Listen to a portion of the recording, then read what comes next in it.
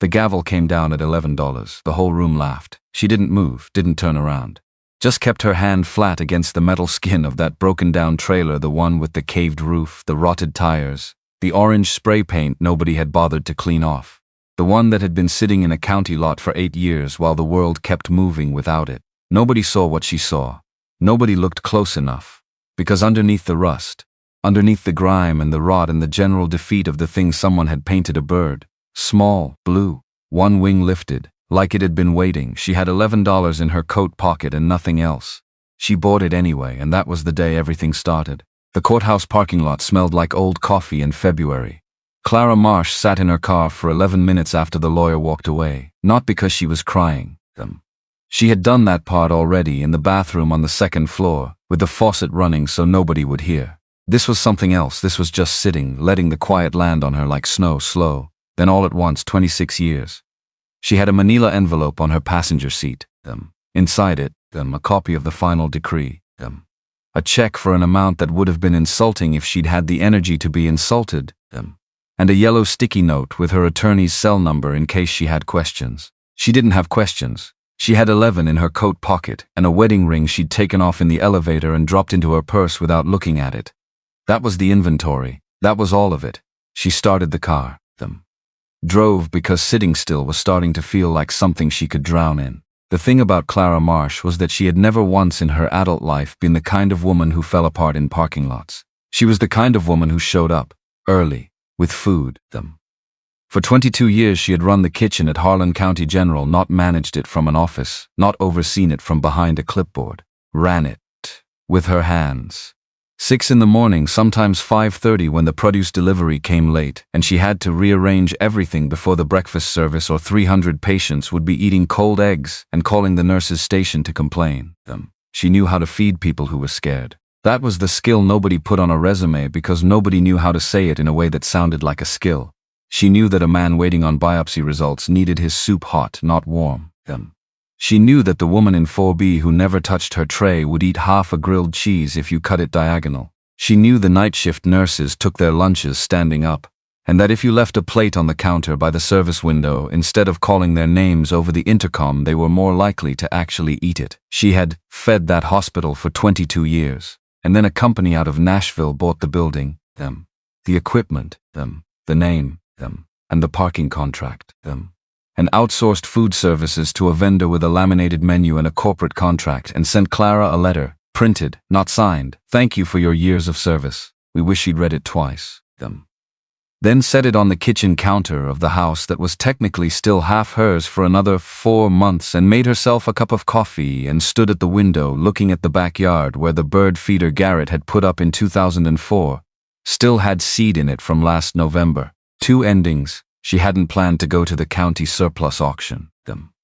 She'd seen the flyer taped to the door of the gas station, where she stopped for coffee on a Tuesday morning, because the motel she was renting by the week had a coffee maker that produced something the color of coffee without any of the other qualities. The flyer said county property disposal, vehicles, equipment, miscellaneous, cash only. She had 11.5 tank of gas and nowhere to be, so she went.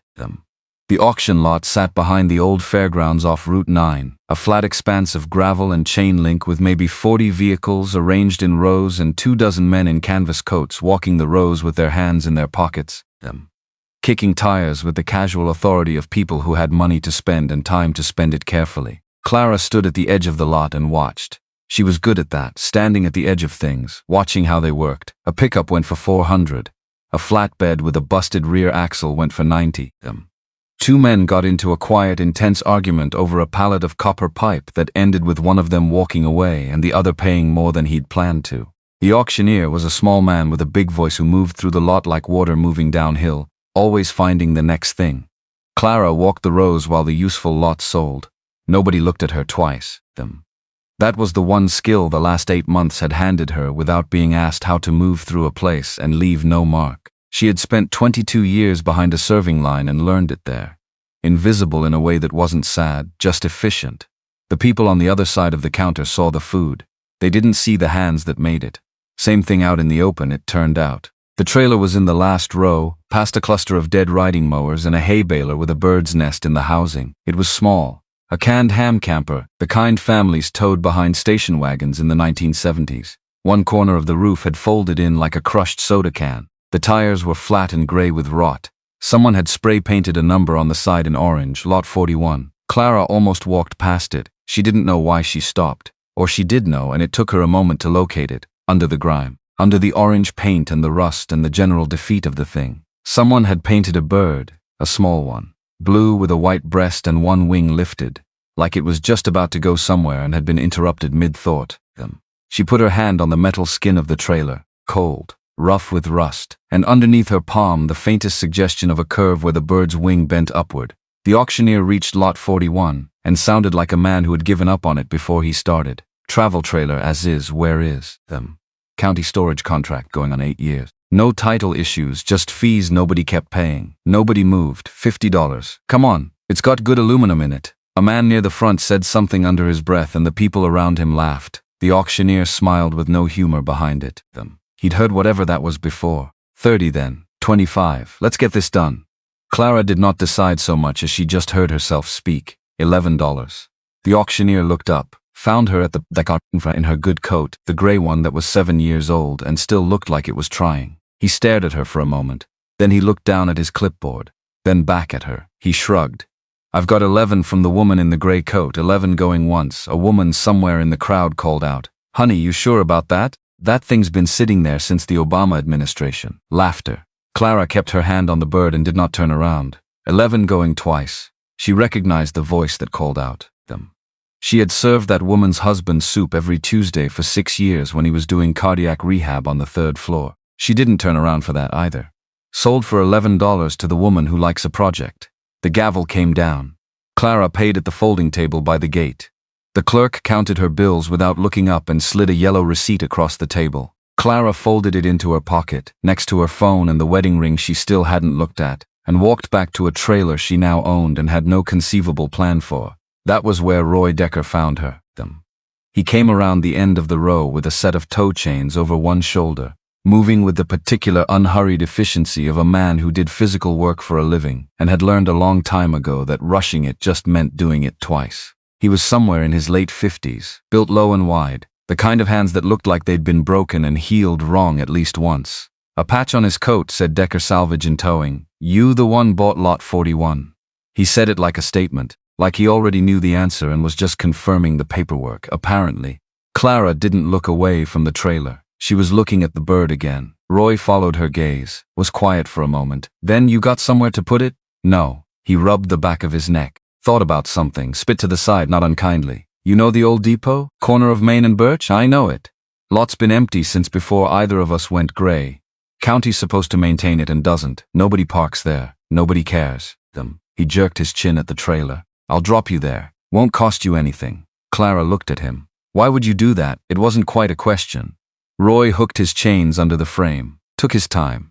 Because I've hauled a lot of things to the crusher that deserved better, he said. And I don't feel like doing it today. He said it flat, like a fact. Clara climbed up into the cab of his truck because there was no reason not to, and every other option she had was worse. The heater worked. The radio was tuned low to a country station she hadn't heard in years. Roy didn't ask her story, which she appreciated more than she could have said. He asked instead whether she cooked. She glanced at him. You've been looking at those recipe cards since the lot, he said. In your coat pocket. Corners sticking out. Clara reached in and touched the edge of the index cards she'd found wedged behind the seat on her passenger side that morning. Old ones, her mother's, the ones she'd kept through everything, because they were the one thing in the house Garrett had never bothered to claim. She'd grabbed them on her way out of the motel this morning for reasons she couldn't entirely explain. For a living, she said, most of my life. Roy nodded, didn't say more, but something moved behind his face. Some thought he sat down carefully and didn't pick back up. The depot corner was a rectangle of cracked asphalt and waist-high dead grass at the end of Main Street where the town sort of ran out. The old station building stood behind it, boarded up and leaning slightly south, with a for sale sign that had been there long enough to fade to white. Across the street, a hardware store with its lights on and a pharmacy that had been closed since 2019. Roy backed the trailer into the corner nearest the depot wall, set it level with 2 cinder blocks, stepped back, looked at it, looked at the bird. He went back to his truck and came back with a work light on a hook, a coil of extension cord and a water jug. He found an outdoor outlet on the depot's back wall, the kind installed for events, weatherproofed, neglected, and plugged the cord in. The light came on. Roy looked at it for a moment. The depot's still on the town grid, he said. Ownership dispute's been tied up since 2017. County thinks a private investor owns it. Investor thinks the county does. Nobody's won yet, so nobody utility. He hung the light inside the trailer's door. Don't advertise it. Then he tipped 2 fingers off his forehead and walked back to his truck. Clara stood in the open door of the trailer and listened to his engine turn over and fade up Main Street. The town was very quiet. The single traffic light at the far end of the block was blinking yellow over nothing at all. She climbed the step. She made herself look. It was worse inside than she'd expected. The caved corner had let in years of water and the far wall was black with mold. The dinette cushion had rotted away. The small countertop along one wall was warped and stained. A square of plywood had been screwed over where a window should have been, painted over with the same gray primer as everything else, and the paint had not quite hidden the shape of a frame beneath. Clara ran her sleeve along the plywood. Under the primer, barely visible, was the bird again, smaller, painted with more care, blue with a white breast, and beneath it in faded handwriting 3 words she had to hold the work light close to read: the Bluebird, 1979. She stood there a while with that. She didn't know what it meant yet, but she recognized the feeling. The way you feel when a thing lands on you before you have the language for it. Like the moment just before you understand a sentence in a language you're still learning. She put her mother's recipe cards on the counter because a counter with something on it felt less like a ruin and more like a place. Then she sat on the plywood bench and let herself be tired. It's got a roof, she said to no one. This morning I didn't. Her phone rang. Garrett. She almost let it go to voicemail, then didn't. He said his lawyer had called and everything was signed and he just wanted to make sure she was okay. His voice had the careful neutrality of a man performing concern. She had heard that voice for 6 years, before she learned to recognize it for what it was. She told him she was fine. He said he'd heard she was staying in the roadway inn on 9, and he thought that was a shame given, and he paused there, choosing his words the way a man who's thought about a conversation ahead of time chooses them, given that she was welcome to use the basement apartment at the house, just until she found her footing. He'd talked to Theo, and Theo thought it was a good idea. Clara was quiet for a moment. Garrett, she said, when's the last time you paid for something with $11? A pause. She hung up. She did not cry. Because she had done that already, and it hadn't moved the number in her pocket. She set the phone face down on the counter, and put her hands flat on the warped wood, and looked at the shape of the bird under the primer and breathed. That was when Dutch came in. He appeared in the doorway without a sound. Rangy brown and black, a shepherd mix with a torn left ear and a limp that favored his rear right leg. Old, not young dog old, actually old, every rib visible. He stood at the threshold with his head low and his eyes on her, making some decision she couldn't read. She said, I don't have anything. I promise you, of every living soul in this town, you've found the one with nothing to offer. Dutch didn't care about that. He came up the step, crossed the small floor, put his nose straight to the seam of the plywood bench she was sitting on, sniffed the whole length of it, then scratched at the hinged lid with one paw, then looked at her, one sharp whine. That's a bench, she said. There's nothing in a bench. He scratched again, harder. The insistence of an animal with information. She stood and tried the lid. It didn't move, swollen shut, rusted. She worked her fingers under the edge and pulled until her knuckles went white. Nothing. Dutch looked at the toolkit Roy had left with the work light. There was a flathead screwdriver with a cracked yellow handle. Clara took it, knelt on the cold floor, worked the blade into the seam and threw her weight against it while Dutch pressed against her side, warm and trembling with the effort of waiting. The lid cracked, splintered along one edge.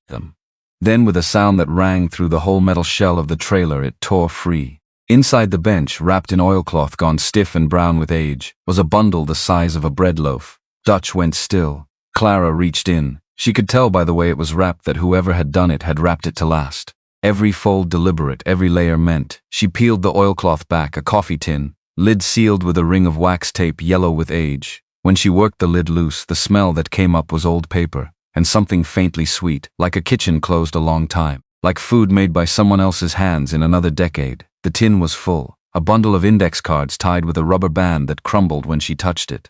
A stack of photographs with scalloped white edges, a composition notebook cover worn soft, and on top of everything, folded once, a single sheet of lined paper. On the outside, in a slanting hand, read me. Clara sat back on her heels. She looked at the photographs first, because a face is easier than a letter. The top photo showed the trailer, this trailer but young. The bird on its side was bright and clear, and the window she'd noticed boarded up was open, folded down to a flat counter. A woman stood behind it, broad-shouldered, plain, maybe 40 in the photo. Hair tied back, sleeves shoved up. She was handing a plate across to a man in a canvas work coat with a lunch pail. Behind him, a line of people stretched back out of frame. On the counter, propped where everyone could see them, a hand-lettered board, hot plate, 25 cents, short this week, eat anyway. Clara turned the photo over. On the back, in the same slanting hand, the gate, winter 1983. She went through the rest slowly. The woman got older across the stack, grayer, heavier, but she was always at the window, always a line. In one photo, she was laughing with her head thrown back at something someone had said. In another, she was spooning something into a bowl for a man who had his hat in his hands and was looking at her the way people look at someone who has just given them something they didn't expect and didn't feel they deserved. Clara knew that look. She had seen it from the other side of a serving counter for 22 years. The composition book was a ledger, names down the left side, hundreds of them in that same hand, small sums beside each name, most with a line drawn through them and a note, paid Friday, paid in firewood, gone to Decatur, forget it, pass God rest him, forget it. Column after column, dead after crossed out, forgiven. She held the ledger for a long time. Then she opened the letter. The handwriting here was shakier, older. If you're reading this, the Bluebird found you. I expect you didn't pay much for her. That's all right, I never charged much either. My name is Agnes Pruitt. I ran this wagon at the factory gates the winter they closed the line 2 weeks before Christmas. 1983. 40 families out of work the same afternoon. The church pantry ran dry by January. The bank wasn't lending, and I couldn't fix any of that. I could not fix one single piece of it, but I had a griddle and I knew how to use it. So that's what I did. Feed people first. The books can wait. A town that keeps something warm can survive just about anything. Now here is the part I need you to know. I didn't squat on this corner. In 1979 I bought it. Cash. A little at a time, out of quarters. The deed is folded in behind this page, and it is recorded at the county courthouse, whatever anybody tells you to the contrary. I'm leaving the corner and the Bluebird together to whoever brings her back and keeps the griddle warm. That is the only condition I have. Feed people and this place is yours. Stop feeding them and it belongs to the next hungry soul who will. They will try to take it. I know how towns work. I know how money works. Do not let them. The letter stopped there, mid-page, like she'd meant to keep writing in the morning. Behind it, folded inside heavy paper, was the deed, county issued. A raised seal Clara could feel with her thumb. Agnes Pruitt, recorded owner, Depot Corner, lot 411 on the original county survey. Clara sat on the floor of the Bluebird with the deed in her hands, and the dog leaning against her and the work light throwing yellow across everything. She didn't sleep much that night, but what sleep she got was better than anything the Roadway Inn had offered in 3 months. Roy came back at 7 in the morning with a rolled tarp under one arm. He found Clara outside in the cold, sitting on the trailer's step with the photograph spread across her knees. Dutch was draped over her feet like a sandbag. You've got company, Roy said, nodding at the dog. I'm calling him Dutch. Clara didn't look up from the photos. He looks like a Dutch, Roy grunted. Dutch thumped his tail once and didn't move. Then Roy's eyes caught the top photograph and something in his face changed. Went still in a way that had nothing to do with the cold. Where'd that come from? Inside the bench, sealed in a tin. Clara held it up. You know her? Roy took the photograph with 2 fingers, held it carefully, like something that could break, looked at it for a long time. When he spoke, his voice was different, quieter. That's Agnes Pruitt, he said. And that's the Bluebird. He shook his head slowly. I'll be damned. When Agnes died, the trailer sat behind the Methodist church for years. Nobody knew what to do with it and nobody wanted to make the call. Then the church needed the lot and called the county. County called me to haul it. That was maybe 7-8 years back. I wrote up the crusher order when I got it to the yard. Then I wrote it up again 6 months later. He stopped. Never sent it either time. Roy looked at the photograph. Kept renewing the county storage contract instead. Paid the impound fees myself after the 2nd year because the paperwork lapsed and I didn't want them to force the issue. Couldn't have told you why. Just felt wrong to send it. Tell me about her. So he did. He stood in the cold with the photograph in his hand and told it straight through, and Clara gave him the quiet that nobody had thought to give her in longer than she could easily remember. The factory had been the whole town, Roy said. The Heartland Valley Canning Company. 3 shifts, 200 people, ran that line for 40 years, putting up corn and tomatoes and green beans for grocery chains clear across the Midwest. Everybody's father or grandfather had worked it at some point. It was what the town ran on. Then in December of 1983, 2 weeks before Christmas, the company shut the line. No warning. Padlocked the gates on a Friday and left a notice taped to the fence. 200 people with nowhere to go on a Monday morning and the church pantry running dry by January. Agnes Pruitt cooked at the diner back then. Had a little money, not much. Her husband had died the year before and left her this old camper and not much else. And she took that camper and cut a window in the side of it and hauled it down to the factory gate where all those men were still showing up every morning out of habit, standing around a padlocked fence. And she fed them. Every morning. Hot plate, 25 cents. If you didn't have the quarter, she wrote your name in a book and told you to pay her when the factory came back. The factory never came back. She never collected most of it. Kept that book anyway. Roy stopped, looked at the photograph one more time, then handed it back. My father brought me down to that window on a sled the winter I was 7, he said, because there wasn't a thing in our house to eat. Agnes gave me a grilled cheese and told me to slow down or I'd choke. He cleared his throat, hard. Kept running that wagon till she got too sick to stand. Then she died and nobody stepped up, and after a while the town just stopped talking about her. The way it does. He picked up the tarp. You want a hand with the roof? They worked all morning. Roy showed her how to coax the caved corner back toward level with a ratchet strap and a 2x4. Then they stretched the tarp over the top and lashed it down. Clara's hands were bleeding by noon. She felt better than she had in months, because once the roof was holding, she couldn't stop. She dragged the rotted cushion out and burned it in a rusted barrel Roy found behind the depot. She scraped the mold off the walls with a putty knife. The old galley revealed itself under the grime, a dented flat-top griddle folded down from beneath the counter, its steel gone dull but solid. A propane fitting under the counter. Roy had a spare tank in his truck. When Clara struck a match to the burner and the steel began to tick and warm and throw the smell of heat into the cold air, she put both hands flat on it. Nearly works, she said. Course it works, Roy said behind her with a pry bar. He was working on the plywood over the window. Agnes built it right. The plywood came away with a shriek of old screws. Light fell into the trailer. The window frame underneath was intact. When Clara found the latch and pushed, the pane swung up and out and locked into an awning position, and the counter beneath it folded down flat. She was looking out through the Bluebird's serving window at the empty corner of Main Street, at the boarded hardware store across the way, at the dead traffic light blinking yellow over nothing, and for one strange moment she could see it. The line of men, the padlocked gate 2 blocks north, the sled tracks in the snow. She stood there at Agnes Pruitt's window and let the cold air come in and thought about a woman who couldn't fix a single piece of what was broken, who just had a griddle and knew how to use it. Clara reached into her coat and found her mother's recipe cards, set them on the counter beside the tin. Then she went to find a piece of cardboard and a marker. She wrote it the way it had been written in the photograph, because she didn't know what else to say. And because the woman who'd written it first had said it right. Hot plate. Pay what you can. Short this week, eat anyway. She propped it on the counter where anyone walking by could read it. Roy looked at the sign, looked at her. You sure about that? I'm sure about the griddle, she said. The rest I'll figure out. She had been standing at that window for less than an hour when the notice appeared. She didn't see who left it. One moment the counter was empty except for her mother's cards and the photograph of Agnes. The next moment there was a folded paper on it, bright orange at the top, with the town seal printed in the corner. She opened it. Notice to vacate. Town property, unpermitted structure, 30 days to remove. And at the bottom in smaller type beneath the legal language, a line that landed like a hand on her shoulder in the dark. This parcel is currently under contract for development. Caldwell Development Group, Heartland Main Street Revitalization Project. Clara read it twice. Then she set it on the counter face down. She set Agnes Pruitt's letter on top of it. She turned back to the griddle, turned it on, because the morning was cold and she was starting to understand something she didn't have words for yet. You can't fight what you're willing to walk away from. And she was not walking away from this. Not again. Not from something somebody built with their hands and their quarters and their 25-cent plates and their grace toward people, too proud to say they were hungry. She was not. The griddle ticked and warmed. Dutch stretched out under the counter.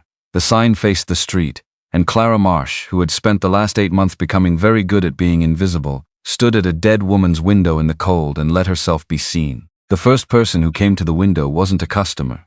She was a woman in her late 50s with a canvas tote over one shoulder and reading glasses pushed up on her forehead and the look of someone who had driven past twice before deciding to stop. She stood at the edge of the lot for a moment, looked at the sign, looked at the bird, then walked up to the counter like she was approaching something that might startle.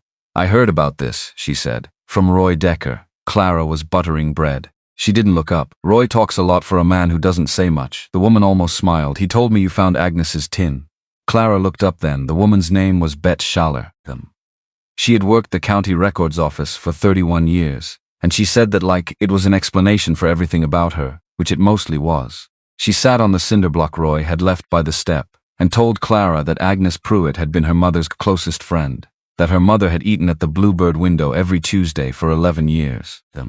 That when Agnes died there had been a small service at the Methodist church, and maybe 30 people and no family to speak of. And afterward the trailer sat behind the church for years because nobody knew what else to do with it, and nobody wanted to be the one to send it to the crusher. Nobody thought to look inside the bench, Clara said. Bet shook her head. Nobody thought to look at all. She paused. "We just let it sit." "Let her sit." Clara set a plate on the counter, grilled cheese, cut diagonal. Bet looked at it, looked at Clara. "Pay what you can," Clara said. "If you're short this week, eat anyway." Bet put a 5 in the coffee can and ate every bite and didn't say another word for 10 minutes. Which was its own kind of eloquence. That was Monday. By Wednesday there were 6 regulars. Roy came at noon every day without being asked, pulling a folding table out of his truck bed and setting it up next to the cinder block with the efficiency of a man completing a task he'd already decided on. He didn't ask, didn't announce it, just did it and went back to whatever he was doing and came back at 1 to fold it back up. A man named Walt Greer started coming at 7 in the morning, before the hardware store across the street opened for his shift. He was 73 and had worked at the canning factory the year it closed, and had never once talked about that winter to anyone, because there was nobody left who remembered it the same way he did. He drank his coffee at the folding table and read the paper and left $1 in the can and said thank you and went to open the hardware store. By the end of the first week, Clara had stopped thinking about whether this made sense. It didn't need to make sense. The griddle was warm. People were coming. Agnes had been right about that part at least. What Agnes hadn't mentioned in her letter was the part where a woman with $11 and no income and a broken-down trailer tries to keep a griddle running on nothing, because the math was not working. Clara did it every night on the back of a paper bag, propane, bread, eggs, cheese, coffee. The can on the counter brought in $40 on a good day, sometimes less. Sometimes she cooked her own supper from what was left because she'd given the rest away. She was sleeping in the trailer now, on a foam pad Roy had produced from somewhere in his salvage yard without comment, and she was spending less money on the motel, but the motel money was almost gone anyway, and so was everything else. She didn't tell Roy any of this. She didn't tell anyone. Because she had spent 26 years being the person who made things work quietly so nobody else had to think about it, and that habit did not break in a week. It was Bet who noticed them.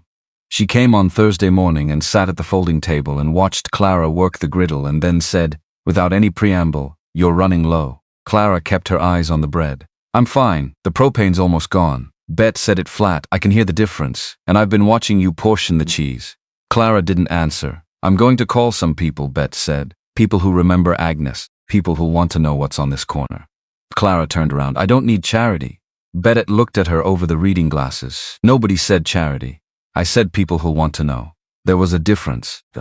Clara understood the difference because she had seen it in Agnes's ledger. A debt written in a book is a promise. A promise is something a proud person can carry out the door with their head up. It was not the same thing as a handout. It had never been the same thing. She turned back to the griddle. "Call them," she said. By Friday the coffee can was heavier than it had any right to be. Walt Greer brought a full case of eggs from somewhere and set it on the counter without explanation. A woman Clara didn't know left 3 pounds of cheddar and a note that said, "My grandmother ate here." A man in a county roads truck stopped at 11 in the morning, bought a plate for $4 and said he'd be back Monday and would bring his crew. The food bank coordinator drove out from the county seat on Saturday. She was a trim woman in her mid-40s named Doris Pratt who had seen a lot of food programs fail and had opinions about why. She stood at the window and watched Clara work for 5 minutes before she said anything. "You're doing in a parking lot what I can barely do with a warehouse and a federal grant," she said. Clara flipped 2 sandwiches. "It's not a parking lot. It's Agnes Pruitt's corner." Doris looked at the bird, at the sign, at Dutch sprawled under the counter with one eye open. "I'll bring you supplies Monday," she said. "No strings. Just don't let this go dark." She put $20 in the can and left. Clara watched her car pull onto Main Street, and thought about Agnes writing names in a book by lantern light and crossing them out one by one. About all the small weights a person carries that nobody ever sees them carrying. She opened Agnes's ledger that night, found the last page with writing on it, then turned to the first blank page after that, held the pen over it for a moment. Then she wrote Bet Schaller, $5, forward. That was how she started keeping her own book. The lawyer's name was Patricia Howell. She worked out of the county legal aid office between a stack of eviction cases and a filing cabinet that didn't quite close, and a window that looked out onto the back alley where someone had left a broken office chair 6 months ago and nobody had moved it. She was 34, sharp, the kind of sharp that came from working cases on no budget and winning them anyway through sheer preparation. She spread Agnes's deed and the letter across her desk and read them both twice without saying anything. Then the good news is this deed is real. I pulled the county records while you were in the waiting room. Agnes Pruitt owned that corner free and clear from 1979. And the letter is a valid holographic will. Our state recognizes them when they meet certain conditions. This one does them. She set her pen down. The bad news. Clara sat across from her with her hands in her lap. She had been hearing bad news in one form or another for 8 months. She was prepared. Patricia Agnes died, nobody stepped up, no family. The estate never went through probate. The property taxes went unpaid, small amounts, nobody watching. Eventually the county put a lien on the parcel and sold that lien to recover what was owed. Clara said, "Who bought it?" Patricia turned her screen around. The name on the lien was a holding company. 3 letters, no names attached to the registration. But the registered address traced to an LLC that traced to another LLC that shared a mailing address with a development group out of the county seat. Caldwell Development Group. Owen Caldwell, Clara said. Patricia nodded. He didn't just come in with a redevelopment proposal. He's been positioning to foreclose, legally. Take the corner out from under an undiscovered will for a few years of unpaid taxes. It's clean if nobody looks too hard. But you looked. I look at everything, Patricia said. And here's what he didn't account for. You have the original deed, you have the will. The county never notified the rightful heir because the county never knew there was one. That makes the foreclosure process defective. We can file to open Agnes's estate, name you as beneficiary under her terms, and contest the foreclosure on that ground. Clara said, "How long does that buy us?" "Enough time to make this complicated for him. And complicated is the last thing a man who sells himself as the town's savior wants." She folded her hands on the desk. "There's something else," she said carefully. "While I was pulling the records, I found the investor list for the holding company. It's not required to be public, but there was a disclosure attached to the lien sale. One of the names listed as a financial participant."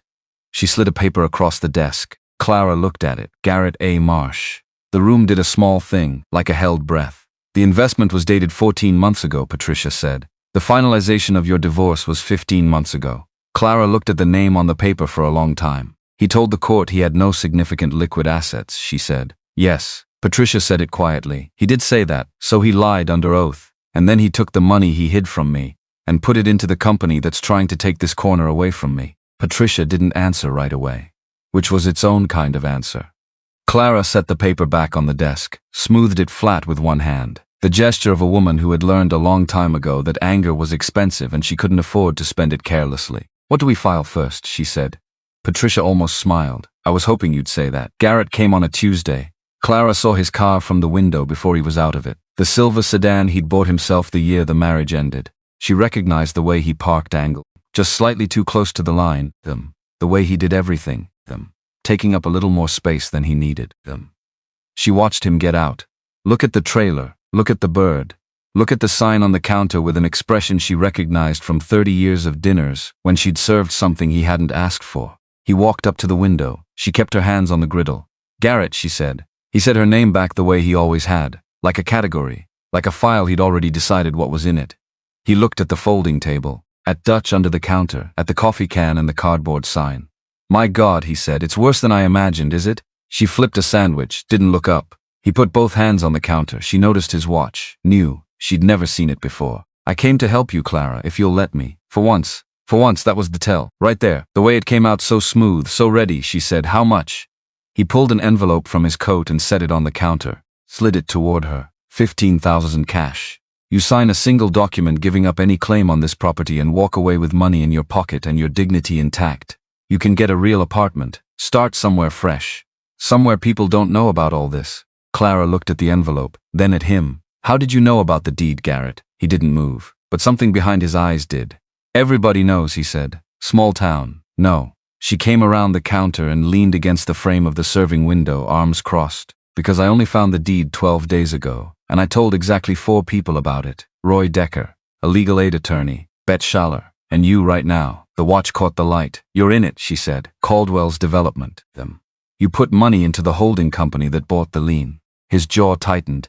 It's a sound investment, good for this town, jobs Clara, a grocery store so people don't have to drive 40 minutes for milk. You can't run a charity out of a broken trailer and call it a solution. She picked up the envelope and handed it back. She folded his fingers around it the way you'd close a door. Carefully. Final. I know exactly what your money is worth, she said. I lived on the nothing you left me for 8 months. I watched you swear before a judge that you had nothing to spare, and then I found your name on a paper that says different. He said, Delia Clara, she said, a pause. You've never cared about being called by your full name, I do now. He looked at her, not the careful neutral look, the older one. The one from before the careful neutral look had become his whole face. And for just a moment she saw the man she'd married and she let herself see him. Because pretending he'd always been this was its own kind of dishonesty. You're going to lose, he said. Owen has the whole council. The vote's already quiet. They're going to tow this thing and you'll be back to nothing. Clara looked past him at the empty street. Then I'll lose standing here, she said.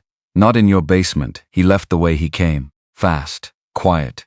The silver car pulling out onto Main Street without signaling. Walt Greer was sitting at the folding table, had been sitting there the whole time, very carefully reading the same paragraph of his newspaper.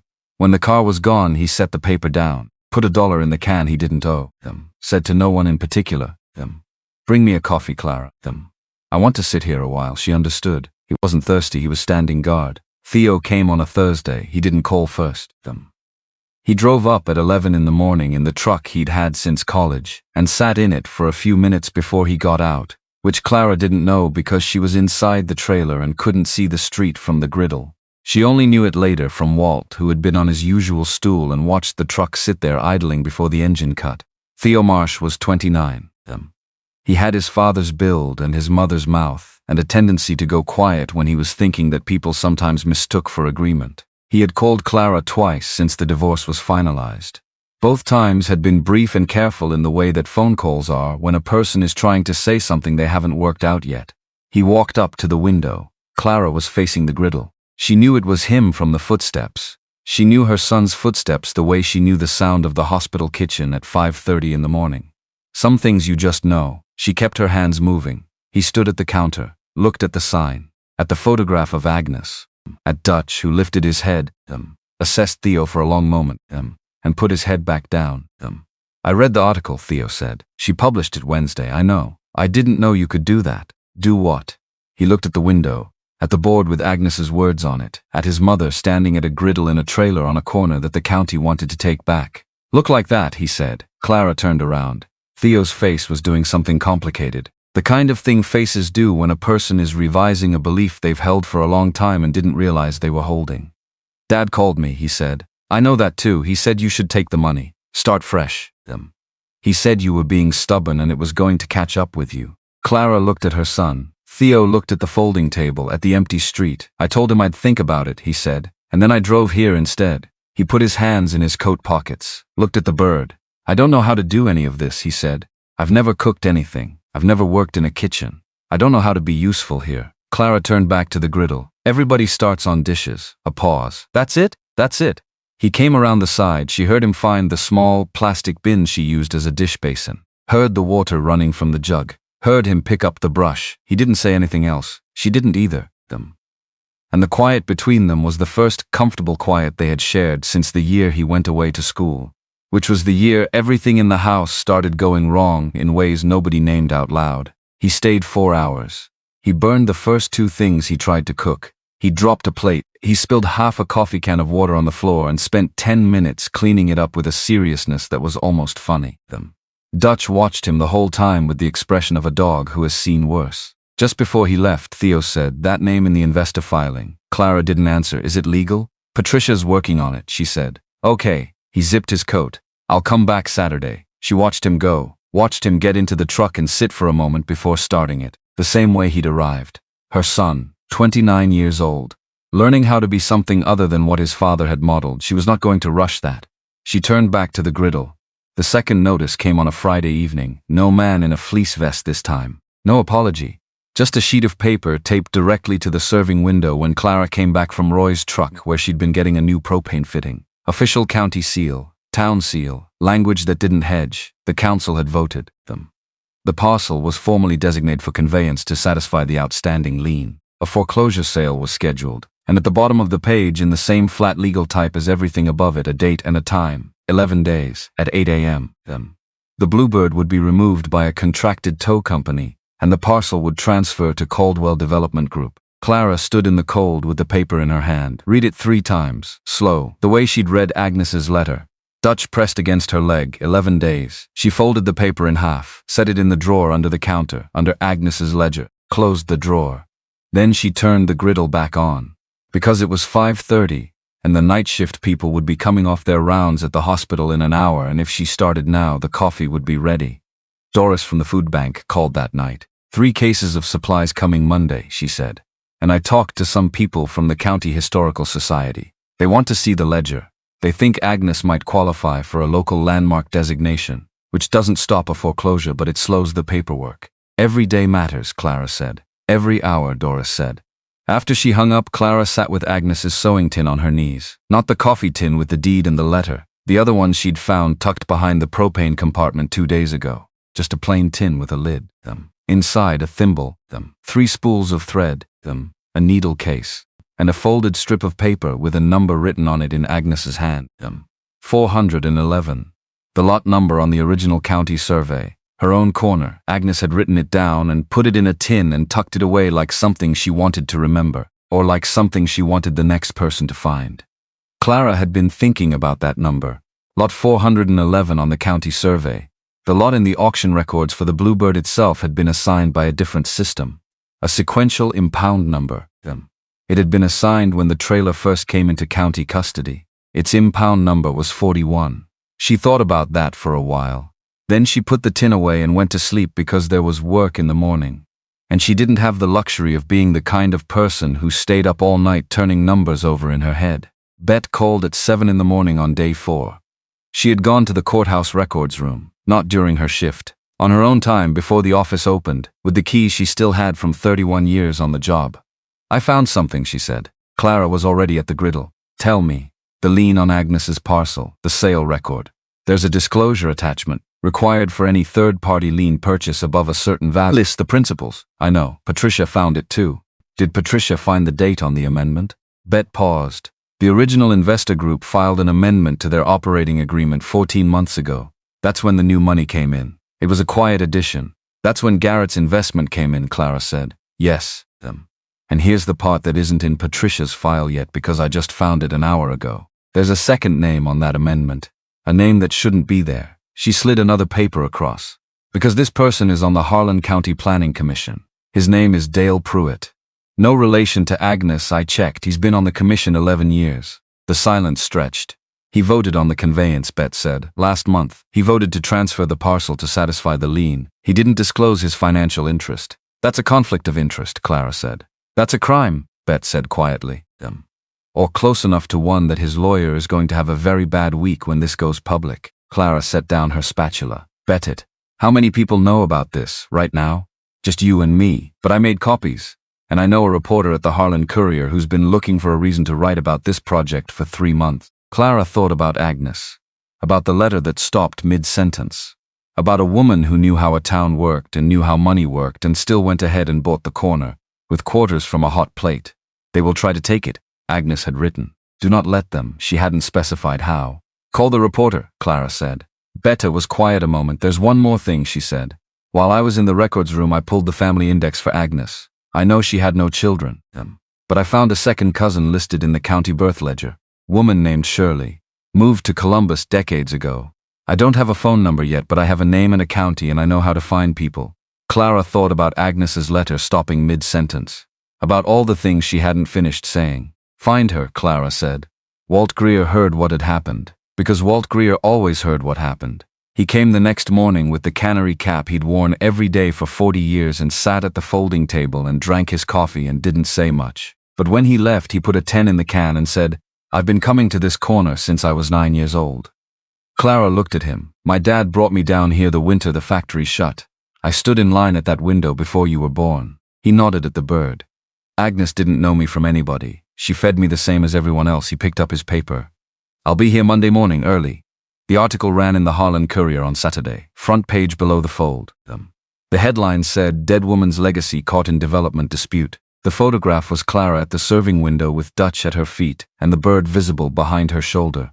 The reporter had done her work. The piece laid out the deed, the will, the lien, the Caldwell connection, Garrett's investment, the planning commissioner who had voted without disclosing his stake. It did not editorialize. It didn't need to. By Sunday, the comments were running. By Sunday night, Clara's phone had 23 missed calls from numbers she didn't recognize. By Monday morning, there were 8 people at the folding table before she'd finished the first pot of coffee. She had 11 days. No, 10 now. She stood at Agnes's window and looked out at Main Street, at the hardware store where Walt was unlocking the front door. At the dead streetlight someone had fixed, she didn't know who, and the small hand-painted sign someone had taped to the pole beneath it. "Save the Bluebird." White letters on blue cardboard. Nobody had told her about that either. It had just appeared. She thought about Agnes buying this corner 1 quarter at a time in 1979. Thought about what it costs to believe something is worth keeping before anyone else can see why. Thought about the difference between a person who waits for permission and a person who just keeps the griddle warm and lets the rest sort itself out. She thought about the number 411. She thought about a trailer assigned lot number 41 in the county impound system. She did not have an explanation for that. She wasn't sure she needed one. What she needed was propane and eggs, and for Patricia Howell to file before the end of business Tuesday. And for the people who had eaten at this window, and been seen by this window, and had their names written in a book by a woman who never collected the debt, for those people to decide whether they were going to let a piece of paper take it away. She turned back to the griddle, because the morning crew would be here in 20 minutes. And she was not going to let them arrive to a cold counter and a dark window. Not while she could still do anything about it. The tin of Agnes's recipes sat open on the shelf above the griddle. Clara had found the soup recipe on day 3, the one Agnes had marked with a double star, the one the ledger mentioned 3 times by name in the notes beside forgiven debts. She made it on cold mornings now. She didn't have Agnes's exact quantities. She didn't need them. She knew how to make soup from almost nothing and still send people home full. She had always known that. She just hadn't understood until now that it was the most important thing she knew. They came before the trucks. Nobody planned it out loud. Nobody sent a message or made a list or called a meeting about it. You don't organize a thing like that. You just show up, early, with coffee, and you stand where you're standing until somebody tells you to move. At 6:15 in the morning, Walt Greer unlocked the hardware store across the street and then, instead of going inside, crossed Main Street and stood in front of the Bluebird with his cannery cap on and his hands in his coat pockets. He didn't say anything, just stood there. Roy showed up at 6:30 with 2 thermoses and a folding chair he didn't sit in. Bet came at 6:40 with Doris from the food bank, and a woman Clara had never met, Agnes's second cousin, 71 years old, who had driven 4 hours from Columbus the night before and slept in her car because she wasn't going to miss this. Theo came at 6:50. He didn't look at Clara when he arrived. Just came around to the side of the trailer, put on his apron and started the coffee, which was the only thing he needed to say. By 7 there were 30 people on the corner, then 40. The night shift nurses from the county hospital came still in their scrubs. The man from the county roads crew. 3 women from the senior apartments 2 blocks up who had been eating at the window every Tuesday since the second week. A retired schoolteacher named Greta who had circulated a petition at her church and brought 4 pages of signatures rubber-banded together. Nobody held signs. That wasn't the point. The point was bodies. The point was faces. The point was standing on a piece of ground and being so unremarkably, stubbornly present that moving you would require something that looked exactly like what it was. Clara stood at the griddle, because that was where she stood. Because the morning was cold, and the people outside had been standing in it since before the sun came up, and they needed something warm. Because Agnes had written that the corner belonged to whoever kept the griddle warm, and Clara was not about to stop being that person on the one morning it mattered most. She made coffee, buttered bread, put the soup on. At 7:10, June Parrish came around the corner of the depot building and stopped at the edge of the lot. Clara had seen her twice before. Once 2 weeks ago, walking past the window in a coat too thin for the weather, slowing without stopping. Once last Thursday, standing across the street key for a few minutes before moving on. Clara had noticed the way she looked at the sign. Not reading it, recognizing it. The way you recognize something you needed before you knew to look for it. June stood now at the edge of the crowd, hands in her pockets. Taking in the folding table, the thermoses, the people. Dutch spotted her from under the counter and lifted his head. Clara leaned through the window. "There's coffee," she said. June came forward, took the cup Clara held out, stood near the step. She didn't ask what was happening. She could see what was happening. And something in the way she settled into the edge of it, quiet and watchful, told Clara that this woman knew how to read a room in crisis. How to find the useful thing to do without being asked. They stood together for a moment. The crowd, the cold, the smell of coffee and wood smoke in February. Then the diesel engine turned onto Main Street. Clara heard it first, low, heavy. The sound of something large approaching something it expected to take them. She went back to the griddle. Stayed there. The flatbed rig pulled to the edge of the lot, followed by a white contractor's pickup and the town sedan, and then, last, a dark SUV that moved like it was used to other vehicles arranging themselves around it. The rig stopped them. The driver looked out his window at the 40-some people standing between him and the trailer. Looked at them a long time, looked at his clipboard, looked back. He stayed in the cab. Owen Caldwell stepped out of the SUV. 46 years old, barn coat, them. The easy open face of a man who had spent a decade at ribbon cuttings and charity dinners, and knew how to fill a space with warmth that he'd learned to manufacture. He came around the front of his vehicle and stood at the edge of the crowd with his hands open. "Good morning," voice warm, carrying. Nobody answered. He kept the face on. "Folks, I know how this looks." He said it the way people say things they've rehearsed. "I grew up 2 streets from here. I know what this corner meant to people." Walt said, "Then don't." Just those 2 words, no heat. Just Caldwell looked at him. "I'm not the villain here, them. I'm putting in a grocery store and a pharmacy, so your neighbors don't have to drive 40 minutes for their prescriptions. That's real. That's jobs." Walt took a breath, set his coffee down on the folding table.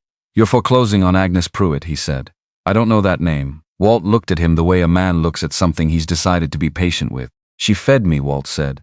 "My father and me. The winter the canning company locked the gates. 2 weeks before Christmas. 200 people with nowhere to go, and she pulled that wagon down to the fence and she opened that window. Every morning, whatever you had, she'd take. And if you didn't have anything, she wrote your name in a book and told you to pay her when the factory came back." He stopped. The factory never came back. She never collected most of it. And she died without a stone on her grave because nobody stepped up to pay for one. He looked at the Bluebird, at the bird with its wing lifted. "We are not doing that twice," he said. "Not on this corner. Not while I've got legs to stand here on." Nobody clapped, nobody cheered. 40 people simply did not move them. The tow truck driver still had not gotten out of his cab. Caldwell looked at him. Then at the crowd. Then at the town sedan where the mayor sat in the passenger seat looking like a man who had bet on a horse and was watching it stumble at the gate. That was when Patricia Howell came around the corner from Birch Street. Slightly out of breath. Folder in hand. The county clerk walking beside her carrying a bound plat book with a paper-clipped exhibit. "Mr. Caldwell."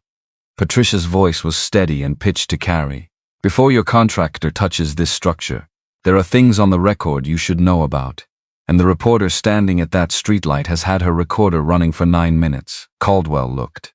The journalist from the Courier was there. Small, still, notebook in hand. Patricia opened her folder.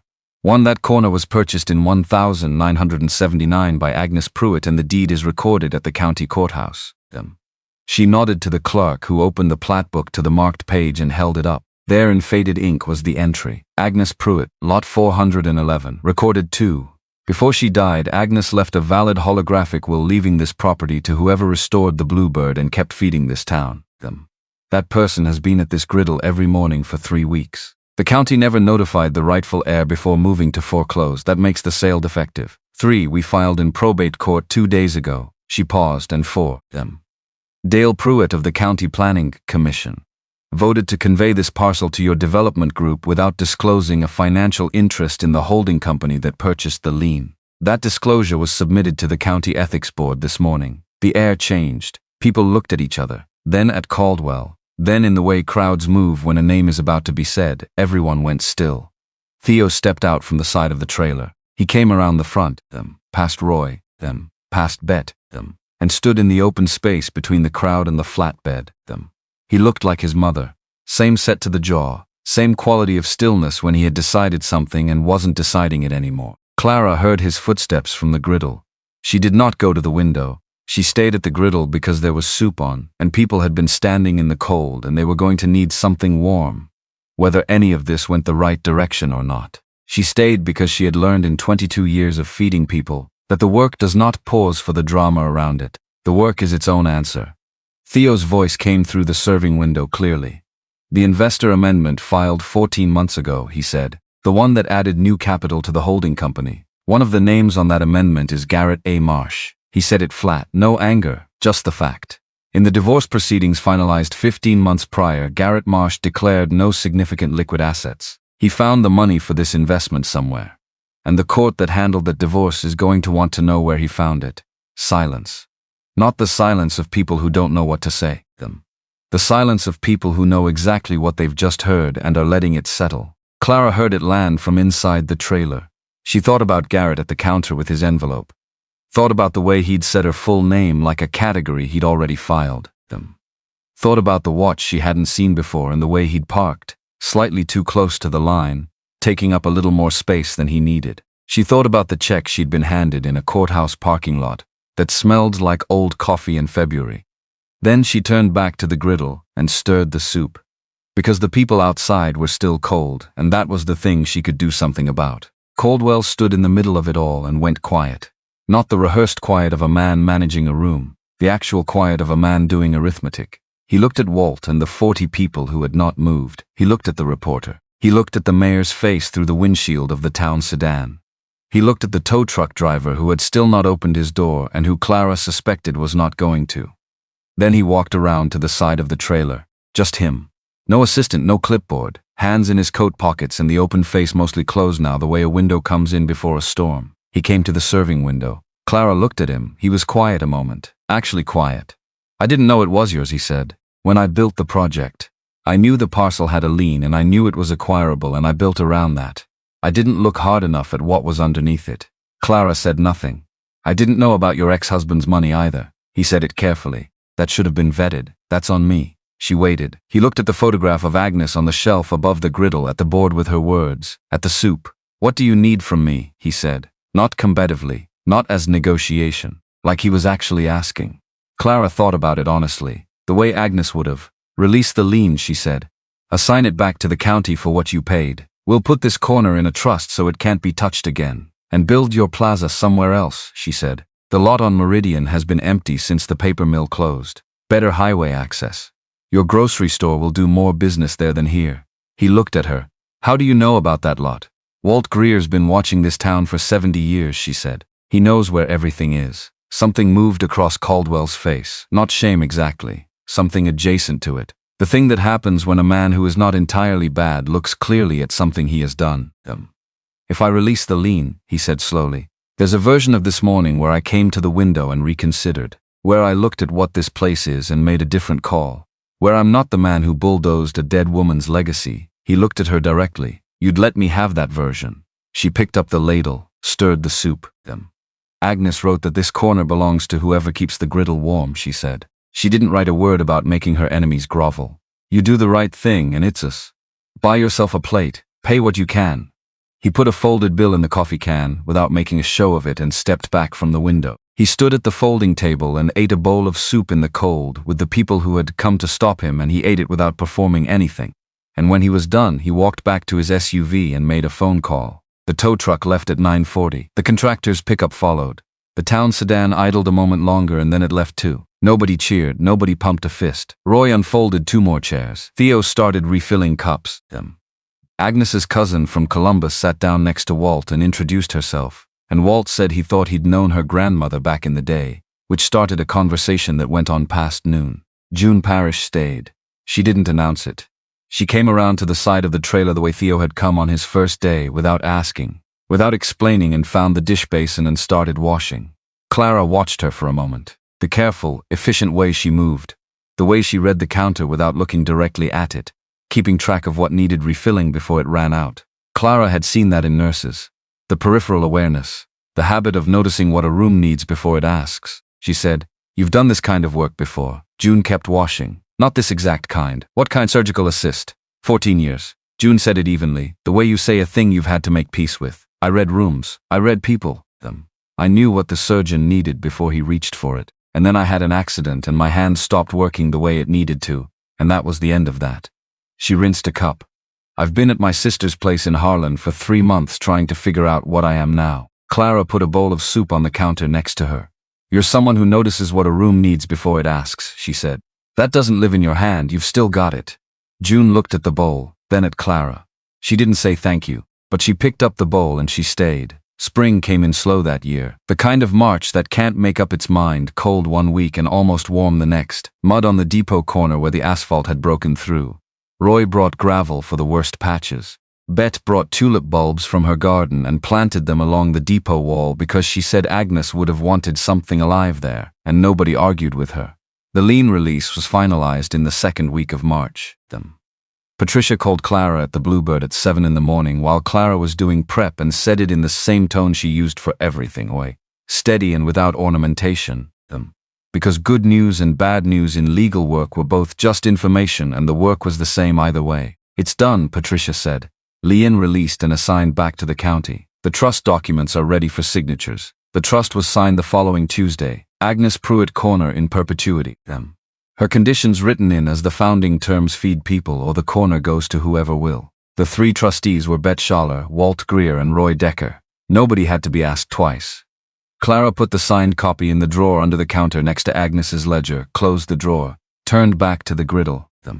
The planning commissioner resigned from the county board in late March. He retained his own attorney and the matter moved into channels that Patricia described as well established, which Clara understood to mean slow and unglamorous and correct.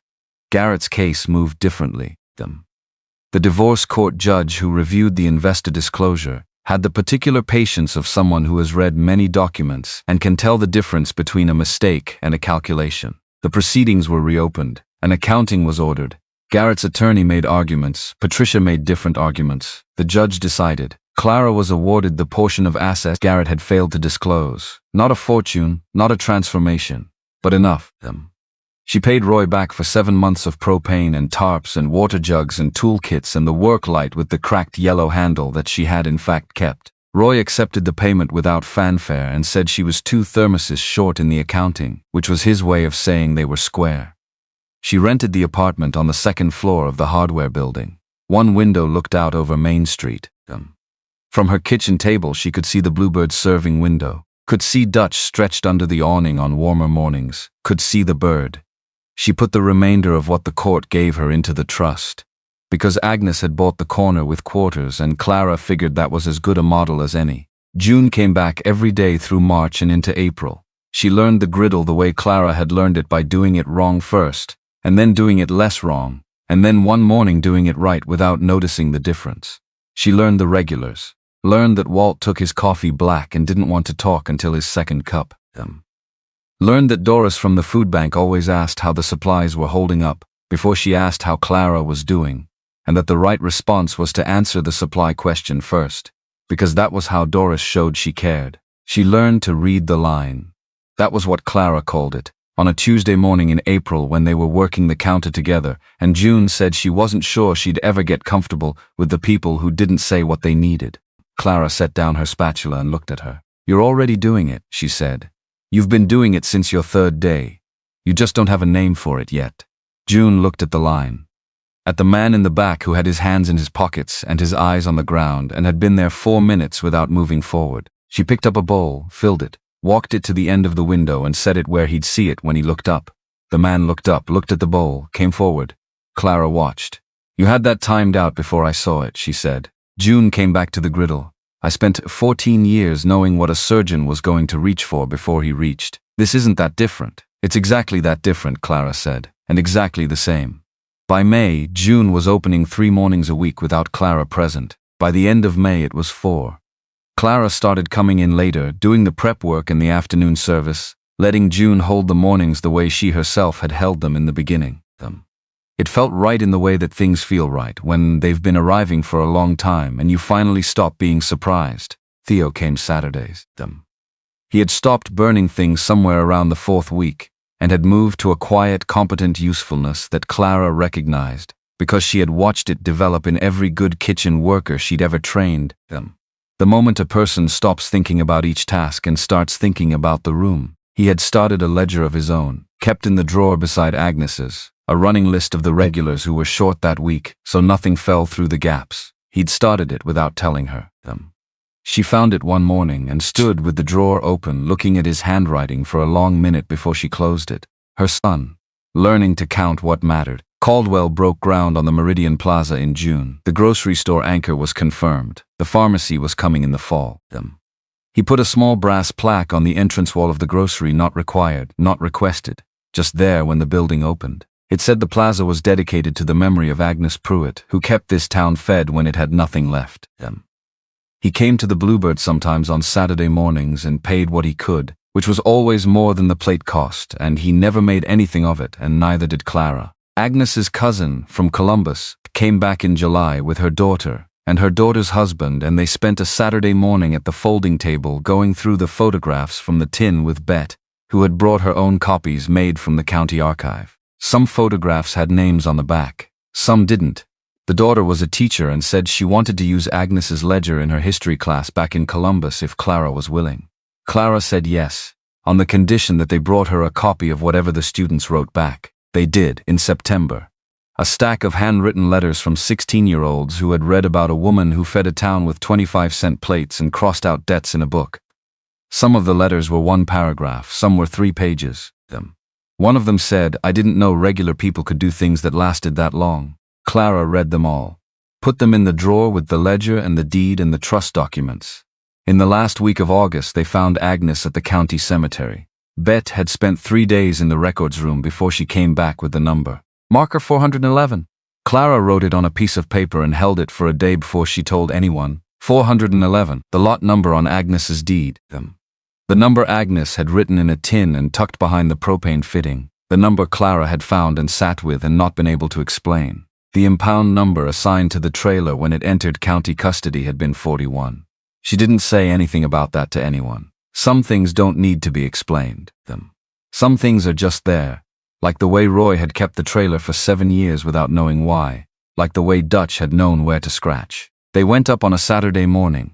Clara and Bet and Roy and Walt and Theo and Agnes's cousins and June, who had been coming to the Bluebird long enough by then that going to this felt like a thing she was part of, because she was. The back section of the cemetery had no stones, just small metal markers pressed into the ground with numbers stamped into them. The grass was still summer warm. A crow sat on the fence along the far edge and watched them walk through. Walt found 411. He stood over the flat ground and took off his cap. He didn't try to make a speech. He'd tried in his head on the drive up, and it hadn't come together, and he'd stopped trying. So he just stood there with his cap in his hands and said, "We let you go under, Agnes. We were all alive because of you, and we let them put you here like a stranger, and we never came to find you." He put his cap back on. "We're here now." Nobody said anything after that. They stood on the hill in the August heat and let it be what it was. Roy had his hands in his pockets. Bet had her eyes closed. Theo stood next to Clara and after a moment put his hand briefly on her shoulder. Just a second, and took it away. That was all. It was enough. The stone went in 2 weeks later. Plain granite. No dates. No scripture. Just Agnes's name and the words off her own board, the one she'd propped in the window of the Bluebird in the winter of 1983. "Feed people first. The books can wait." And beneath that, 3 words Walt had asked for. "She fed us." They didn't make a ceremony of it. A handful of them stood on the hill while the stone was set, and Walt read the 3 words aloud once, and then they drove back down and opened the Bluebird for lunch. Because Agnes would not have sat still for anything grander, because the best thing they could do for her was the thing she had always done: keep the griddle warm. On the last evening of August, Clara closed up alone. June had left at 4. Theo had locked the storage cabinet and gone. Roy had taken the folding table back to his truck after the lunch crowd thinned and driven off with a wave that contained everything he didn't bother putting into words. The corner was quiet. The hardware store across the street had its lights off. The street light at the corner of Main and Birch had come on early, the way it did at the end of summer when the days started giving up a little sooner. Clara wiped down the counter, put the board with Agnes's words behind the serving window, the way she did every night, checked the propane. Wrote 2 names in the ledger for the week's forward accounts, names she'd carry until they were able to pay back, Names she'd cross out when they did and write forward when they couldn't. She set the ledger in the drawer, next to Theo's. Dutch was asleep under the counter. She stood and looked at him for a moment. He was old, older than she'd realized when he first walked in the door. The kind of old that shows in the slow way a dog gets up and the long way a dog sleeps. He had a bed now, a real one, a thick foam thing Roy had brought from the salvage yard with the same wordless practicality he brought to everything. He had 2 beds, actually one here and one in the apartment across the street. He moved between them with the unhurried authority of a dog who has decided his arrangements are satisfactory. She reached down and scratched behind his good ear. He opened one eye. "Come on," she said. He stood up with the deliberate slowness of a creature who complies on his own terms. She clipped the leash, turned off the work light. The trailer went dark behind her. She stepped out onto the corner. Stood there a moment in the quiet of Main Street at the end of August, the air finally cooling after a long hot day, the smell of asphalt and the faint sweetness of Betty's tulips gone to seed along the depot wall. She looked at the bird. It was there in the lamplight the way it had always been, blue, one wing up. The retired sign painter had spent 4 hours in April getting the color right, mixing it until it matched the photograph from the tin, and it did match, exactly, the particular blue of something that has been waiting a long time and is not impatient about it. Agnes had painted it in 1979. Clara had found it in winter, under grime, under impound dust, under 40 years of a town forgetting what it owed, and it was still there, wing up, like it had somewhere to go and was not in any hurry because it knew the moment would come. Clara looked at it a long time. She thought about a woman buying a corner of land with quarters from a hot plate because she had a feeling about it. Not a plan, not a vision. Just a feeling that some ground is worth keeping before you know why. She thought about a courthouse parking lot that smelled like old coffee and a ring she'd taken off in an elevator and $11 in a coat pocket. She thought about Dutch scratching at a bench. She thought about Agnes writing in the dark, "Come back tomorrow. I will still be here," and then not being there in the morning. And the letter waiting anyway, and the tin waiting. And the trailer waiting in a salvage yard for 7 years while Roy Decker wrote up the crusher order and didn't send it 3 times because something in him said not yet. Not yet. Not until the right person walked into a county auction with $11 and looked at a broken thing that everyone else was laughing at and put her hand on it and felt the wing. She looked at the bird one more time. Then she walked Dutch across Main Street into the hardware building, up the stairs to the apartment where the kitchen window looked out over the corner. She unclipped the leash, made herself a cup of coffee, sat at the table in the dark for a minute before she turned on the light, because she wanted to see the corner from up here, the Bluebird shape against the lamplight, the bird just visible on the side of the trailer. Still there. She turned the light on. Dutch settled under the table with the deep sigh of a dog who has done his day's work and found it sufficient. Clara put both hands around her coffee cup. Outside, the griddle was cold. In 8 hours, she would go down and turn it on, and it would tick and warm and throw the smell of heat into the morning air, and the first person in line would lean on the counter and say good morning, and she would say good morning back, and that would be the beginning of another day of doing the one thing she knew how to do, which was see people, which was feed them, which was write their names in a book and cross the debt out when they paid it and carry it forward when they couldn't and never once make them feel the difference. That was Agnes's method. It had been her mother's method too, she realized, thinking of the recipe cards in the coffee can, the slanting hand, the margins full of notes about who liked more salt and who couldn't eat onions and who always needed a second helping and would never ask. The women who kept things warm. They didn't make the news. They didn't get stones on their graves until someone went looking. They fed 600 people a day and got a printed letter with no signature, and they bought corners of land with quarters because they had a feeling, and they sealed the deed in a tin and left it for someone they would never meet, and someone always came. Clara sat at the table with her coffee and the quiet and the light from the corner below and understood that she was not the end of anything. She was just the next one, and after her there would be another, already coming maybe. Already somewhere on a road that led here, not knowing yet that it led here, carrying something small and specific that would turn out to matter more than anything else they owned. She would leave the tin ready. She would leave the window open. She would leave the board in the window with Agnes's words, and the ledger in the drawer, and the griddle clean, and the propane full, and the key on a hook where anyone who needed it could find it. Feed people, and it is yours. That was the whole instruction. It always had been.